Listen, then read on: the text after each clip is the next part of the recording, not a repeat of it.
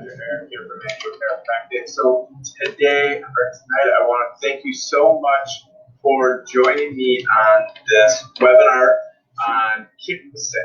And what we're going to talk about, what I'm going to talk about tonight is ways that, or not just ways, but things that are going on with not just our kids, but ourselves, and to really why are we constantly getting sick? Why do we have that kid that is just known for getting sick all the time? And what can we do as parents to help our kids, get and kick the sick, and but also help ourselves? Because this isn't just something that is struggling with our kids. This is something that impacts us too as adults. So we're going to talk about really what's going on, and then we're going to get into the function of, how does the immune system actually work? And then what can we do at the end as action steps that as a parent that we can take to help ourselves, but help our kids also have this as the best year, but not just as the best year, but so that they can have the best life going forward onto that. So, and where this all starts is, with the brain onto it. So it's all about the brain, and it's just how the nervous system works. The immune system works the same way, but that brain is what controls that immune system. So we have to dig into the brain and the nervous system and the neurology, because that is what controls our immune system. So let's focus on that topic first, and then later on I'll talk about how does the immune system actually work, and what are things that we actually may think is helping, but may actually be suppressing our immune system at the same time onto that. So like the nervous system has this sympathetic and this parasympathetic. So just like the immune system has two parts to it also. And I'll get into that in a little bit, but the nervous system also has two parts. It has the sympathetic, which is our fight and flight response, and then our parasympathetic, which is our rest, relax, our recovery aspect of our bodies. Now, I want you to guess where you think that immune system lives, right? It lives in that parasympathetic, that rest, relax, recover aspect of the nervous system.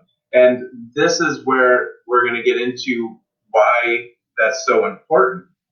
Because just like the immune system has two parts, that nervous system has two parts. But just to kind of give you a little bit of what the immune system, before I talk about it later, the two parts of our immune system are Th1 and Th2, which we're going to learn about, and those are our internal and externalizer parts. And you don't want too much of one. You want a balance, just like with the nervous system. So you're going to learn why kids have this imbalanced immune system, and that why this may be why your kid is constantly sick and they have that runny nose, or they have that cold that just never stops, right? And they have this all winter long onto it. Or you have that kid that may have the chronic immune issues, or the eczema, or the constipation, and that can't get anything out, and everything stays inside the body onto it. So what we're really going to talk about, like I said, is the brain, because your brain is in control of everything. Just like we talked about the nervous system, the brain runs that nervous system. So your brain and spinal cord are actually in control of every single organ, every single cell and tissue of your body.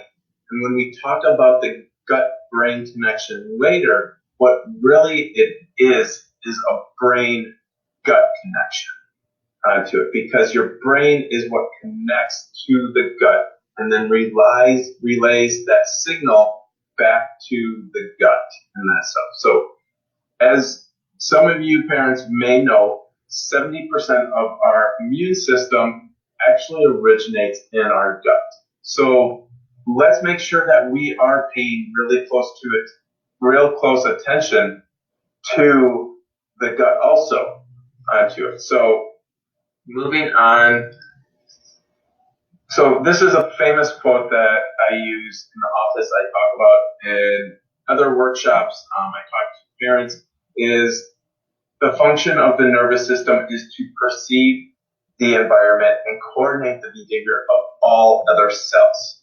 Your brain and spinal cord have to control every single cell and tissue and organ in the body. What often we see is that we don't like the behavior, or we don't like the sickness, or we don't like how our child is acting emotionally. Maybe their coordination is off, right? And also maybe their perception is off.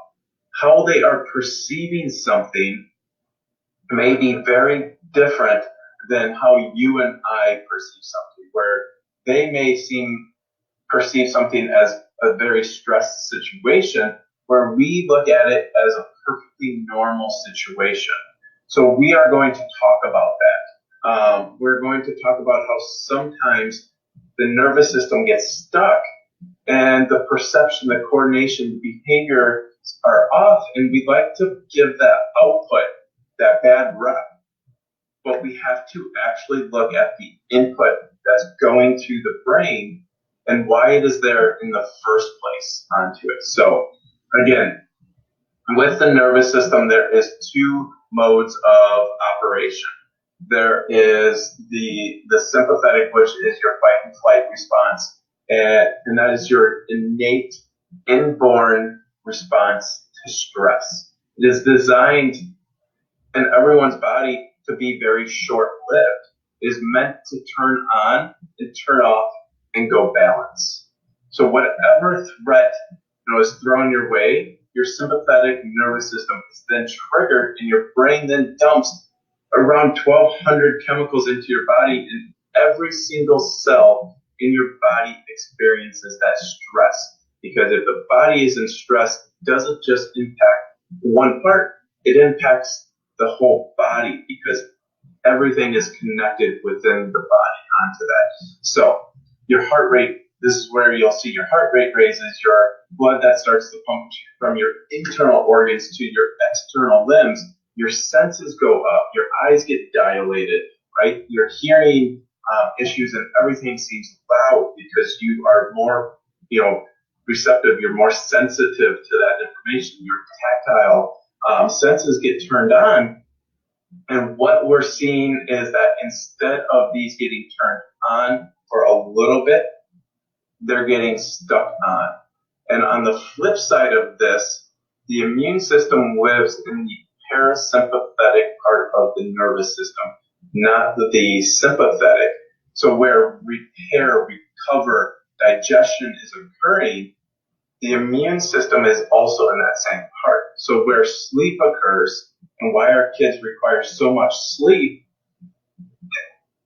like more sleep than actually us, is that they need a lot more recovering, a lot more repair for that stress that they experience themselves. But we also need that sleep, because as parents, as adults, that's where our recovery and repair also occurs onto that. So this is where I say, choose your stress wisely, because is that stress worth it in the end onto it? So stress really comes in three forms onto here. So we have chemical, we have physical, and we have emotional stresses. So when we look at this, not to spend that much time on all of this, but when we look at this, we have physical stresses, which are, a ton of things. The big thing that I focus on with our kiddos is digging into the whole history, because the birth process is a very traumatic birth experience. It is a very traumatic experience, not just on mom, but on baby also. Because when we think about it, if it was a very stressful experience for mom, wouldn't it be probably the same for baby? And especially one thing too is just the amount that is showing that is put on the upper part of the neck. And I'll kind of I'll get into that in a couple slides and just the impact that the birth process has, but also physical stresses from, being sitting all day long, playing video games, to on our phone, to on our computers, to bending over improperly, to kids learning to walk, getting up, falling down, getting up, falling down, learning to ride a bike and fall down. All of these things, or falling out of a tree, all of these physical stresses are very traumatic, and one by itself may not be, the thing that pushes it over the edge, but it's the accumulation of all these things.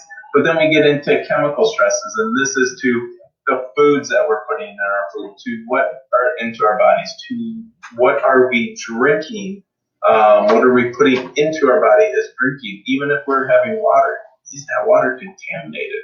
Does it have fluoride and all that, stuff that really should be in there? Or, to what are the cleaning products that we use, to the stuff that we're putting on our skin. There's a ton of chemicals and toxins in that stuff. It's all around us. To emotional stresses. So to the, talking to moms, pregnancy is a stressful situation. Not only are you going through a lot of physical and chemical changes, hormonal changes, but you're going through a lot of emotional changes too. So it doesn't, if you're going through that during pregnancy, baby's experiencing that right along with you. But also today's world is very emotional. In school, you got bullying, you got cyberbullying, you got, just social media where everyone, puts this appearance of perfection out there. And then everyone's like, I want that life. I want that. I want that. I want that. And it's this emotional stress to try to strive to be better, or, or this kid that's trying to be a perfectionist where everything has to be perfect. And if they get a B, that eats away at them. We have so much pressure out there in today's world, and it creates a lot of emotional stress.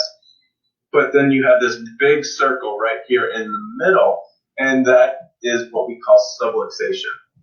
And what that is when stress is stuck on. So when that chemical and that physical and emotional stress builds up, it creates this subluxation, and it means stress is stuck on in the body. And that is what we're looking for as chiropractors.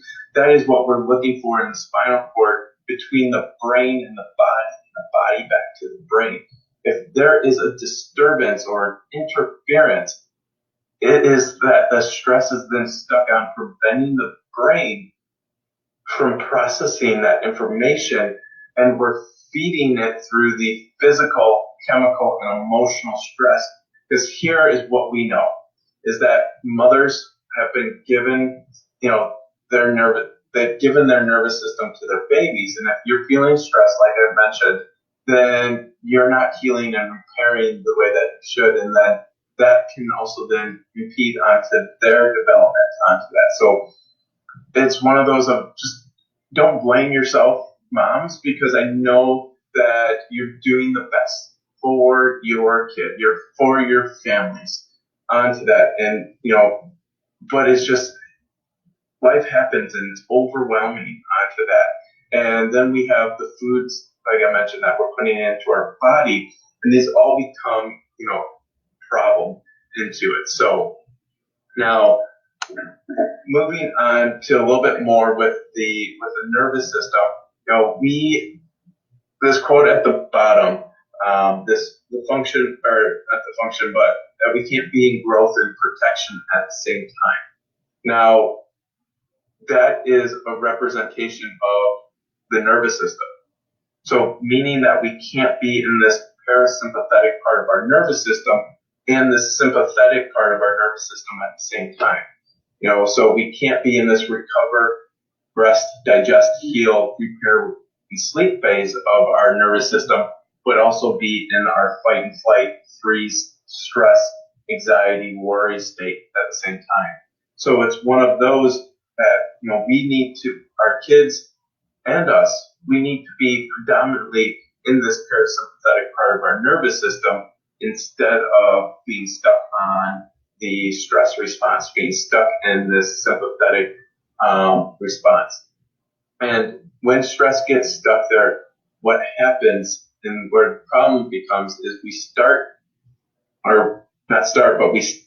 losing that ability to adapt to our stress.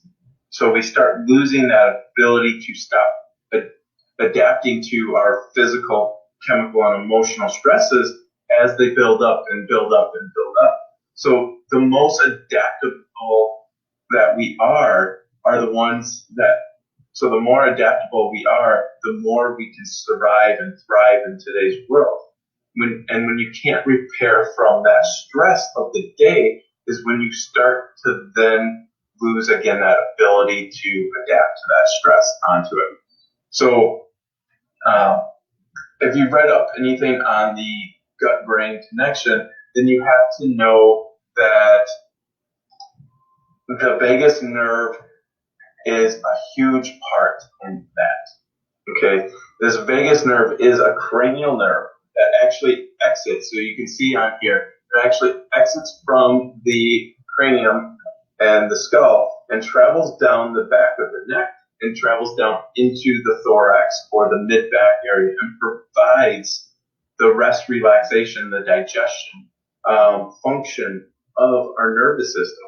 It is the calming, it is the rest, digestion, is the social connection for our kids. It has major control over that parasympathetic part of the nervous system.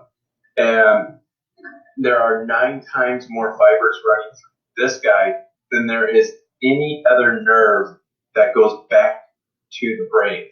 Like I said, again, it controls the parasympathetic part of our nervous system, and this is a huge part.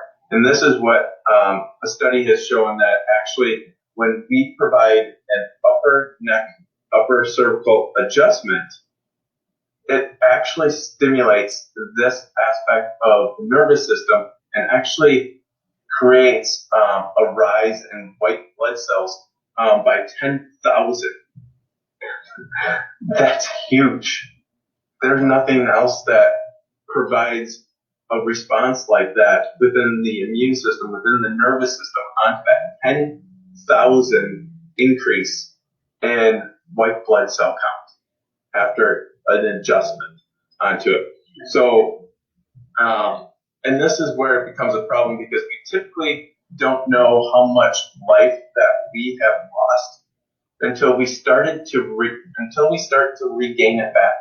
You know, I see so many kids and parents or adults in this office that as they started progressing through care, things that they didn't think were problems, actually, they're like, you know, I didn't know I had digestive issues, but, you know, I feel so much better with my digestion and that stuff now that we've been restoring function and connection to the nervous system onto it. So it's these things that, you know, we just start adapting to what we are perceiving as normal. And when we start to improve that connection, that perception, that's when we live our best lives onto it. So moving into the next thing, where does this start? You know, why, you know, where does this, these issues really start? You know, because what happens is that physical, chemical, and emotional stress is that builds up and it creates abnormal motion in the spine. So it creates a misalignment and a fixation, and this alters input to the brain, because when we look at it, we know that up to 70% of sensory input to the brain is actually coming through movement of the spine. So if we have abnormal motion going to the spine, it is altering the input, the sensory system to the brain, and everything that we see, you know, the behaviors, the challenges, are a representation of what's actually going to the brain. So, but remember earlier I talked about the birth process and how does this start? And this is where, you know, it becomes a problem with the birth process, and I know that there are moms out there that, because of the need, the medical need to save mom or baby, they've had to have interventions and that stuff, and thank God we have all of those, to help save mom and baby. But it still comes with stress. It still comes with physical, chemical, and emotional stress during that birth process. And even if it was a vaginal birth, that still comes with stress. The average amount of axial traction, so pulling up on the head, is about 60 pounds of pressure. That's a lot. That's a lot. And so what I have is a video of the birth process, and I want you to watch it and just see what it is like. Getting irritated. Well, there you go. Come on, buddy. Here's some girl. Here's little girl. Cute for the camera. It's always good to whistle.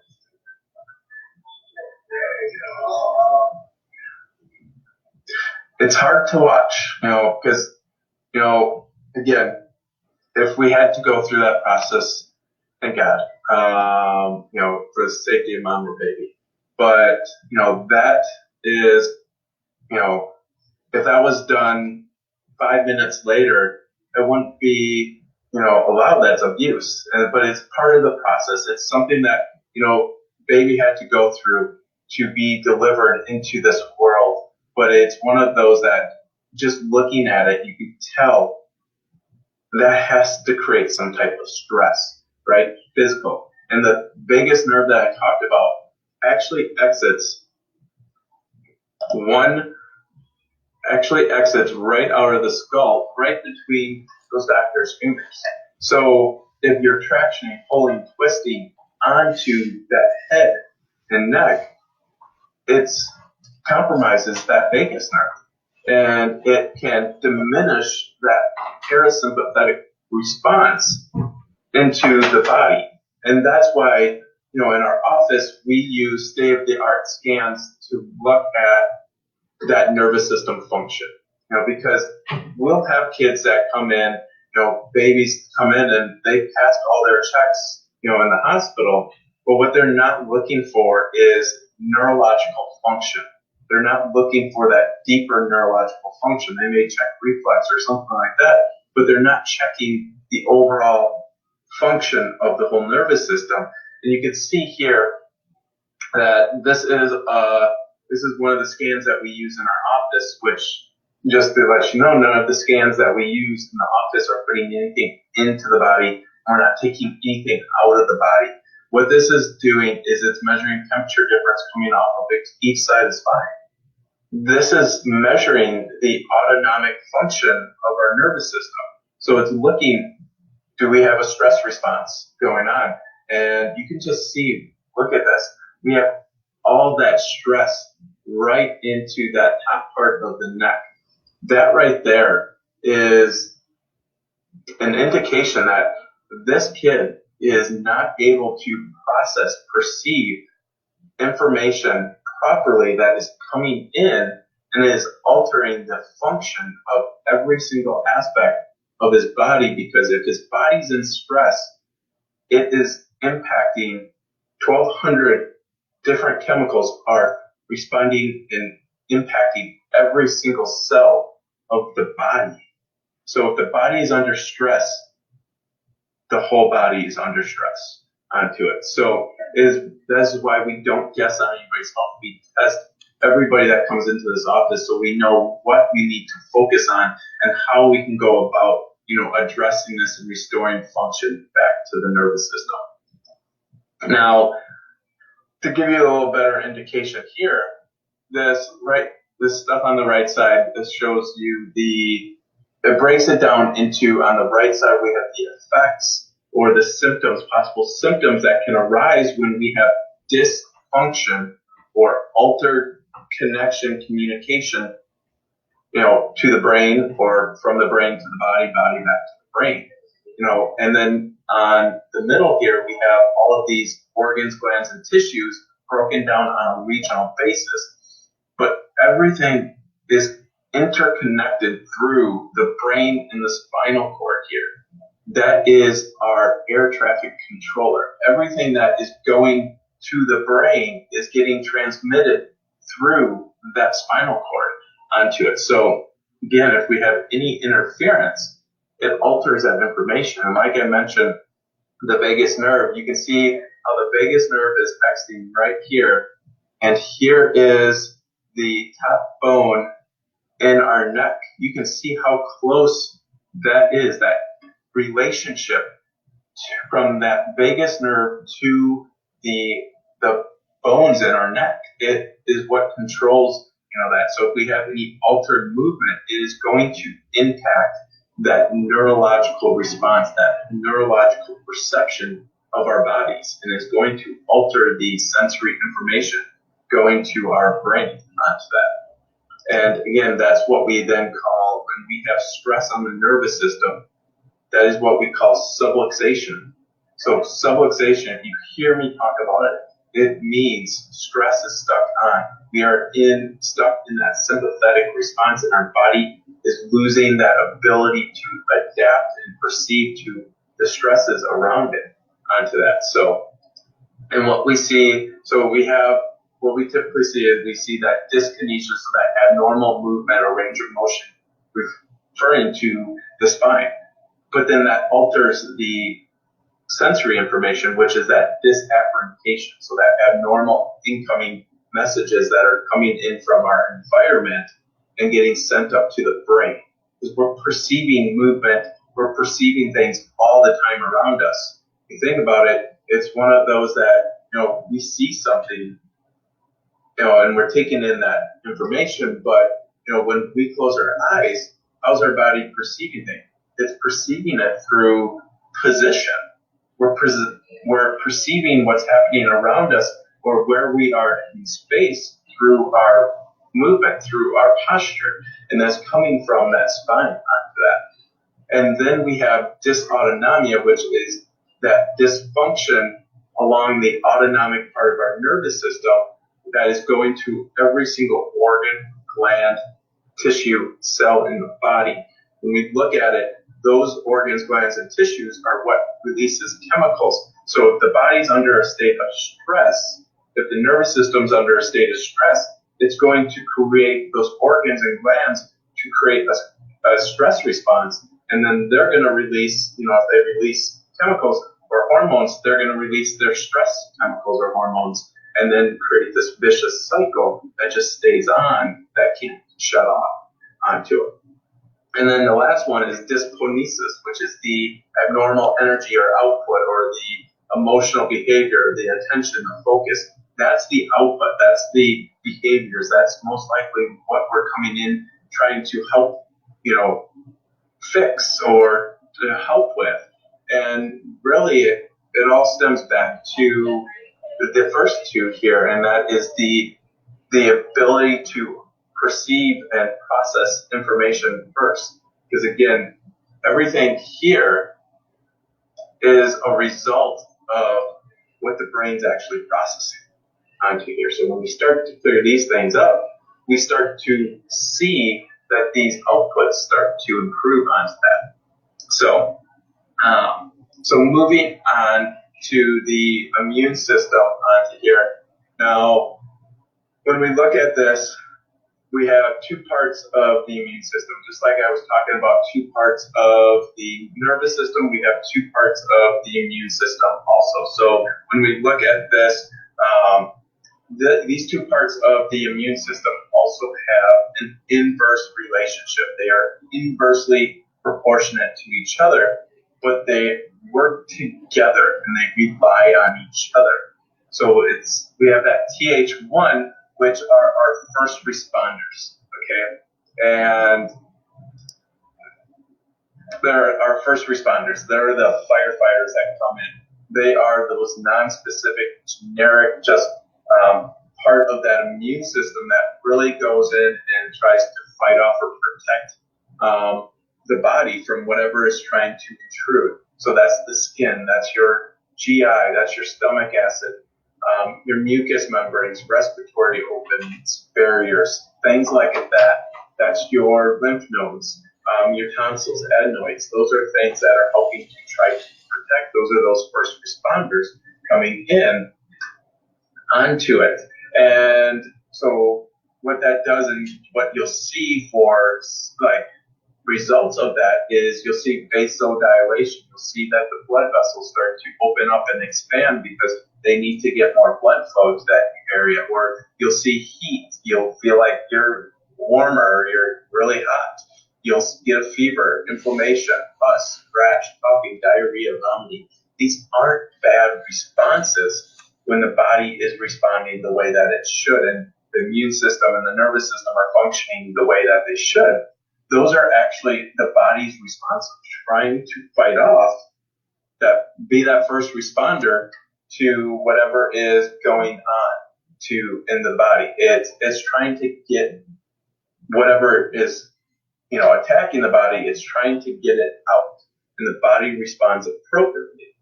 And then what that does is it initiates then our second responders, which are our Th2. Those are, after a house burns down, those are the inspectors that come in, and they're the ones that look for long-term immunity. Those are our lymphocytes, the bone marrow, the memory cells. Those are the things that try to then build that immunity aspect. So when we look at this, we have our B cells, which are activated when a pathogen or a virus or a bacteria enters into the body but hasn't infected any cells yet. That's from the breast milk, the placenta, allergic reactions.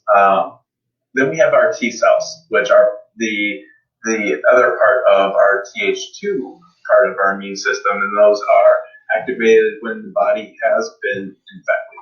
Those are our helper T cells, kind of that alarm system of our body to, send in, recovery aspect, to kind of clean up everything onto that. So now that's more of our long-term immunity, so that then we have, those cells ready to then attack when that comes back anytime.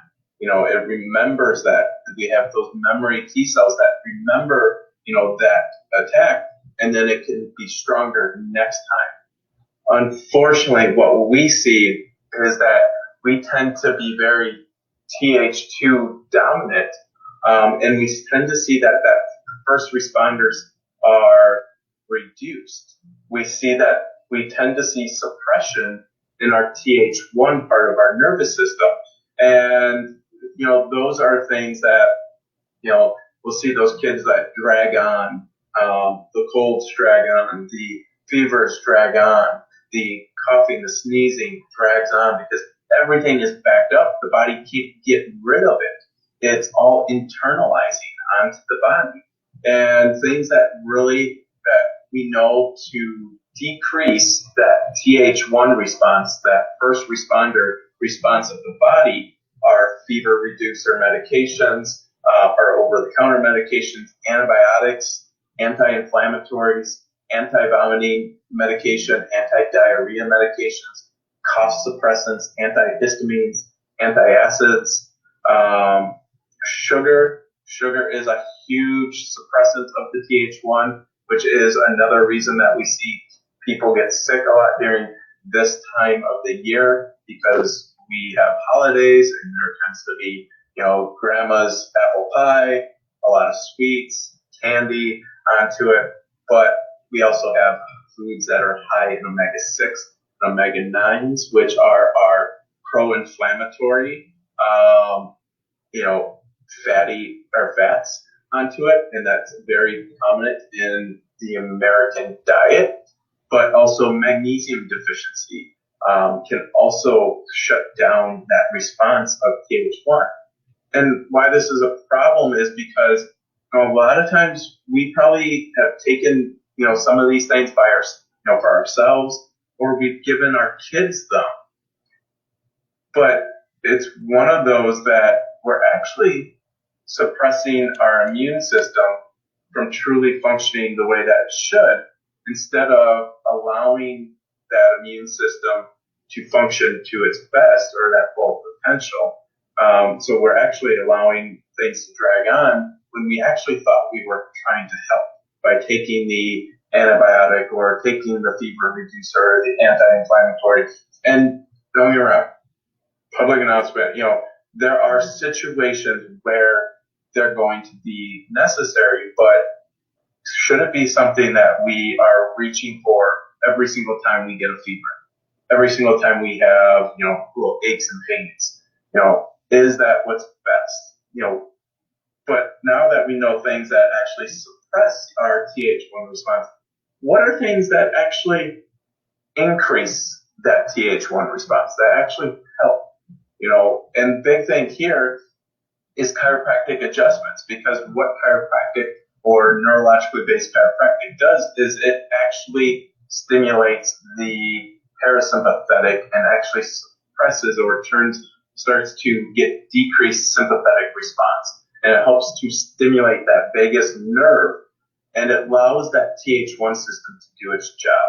Other things that you can do are vitamin D, vitamin C, omega-3, the anti-inflammatory aspect of that, magnesium. Vaginal deliveries can help initiate that instead of C-sections like we talked about. Probiotics, but taking them an evening so that you don't have as much food in the stomach. Fermented foods. Let the body run its course onto it. Rest is always a good thing. Intermediate fasting, but it's fasting, because it allows the body to just run more efficiently onto that. So all those different things. And what happens is when we shut down, so when we take a lot of those things that suppress the Th1, what we see is that the Th2 has to do all the work. And what does that look like? We see that internalization. We see, like I mentioned earlier, that congestion, that constipation, dark circles under the eyes, the congested sinuses, the swollen tonsils that just never go away, right? Or the adenoids. So then we have to, then we're told we should remove them, but is it, was that the actual issue, or was it, they were swollen because we had an overactive Th2 because we were suppressing the Th1, or the chronic ear infections, the constant runny nose onto it. Everything just stays inside and the body can't get rid of it. Or we see allergies or autoimmune conditions, chronic colds, the flu, viruses, infections. All of these things can be a representation that we have an overactive Th2, meaning we have an underactive Th1 response onto that. Now, when we look at this, our bodies are self-healing and self-regulating, and we need to give it the best chance. So we need to make sure that we are supplying our body with the best things to help give it the best chance. And that's where chiropractic comes in, because chiropractic exists to improve the human experience. We are helping to decrease that stress on that nervous system, to restore balance within the nervous system so that we're not stuck on that stress response, so that we can improve that communication, that connection, so that then that immune system can function better the way that it was designed to onto that. So it's all about, making sure that we are improving the human experience as much as possible onto it. So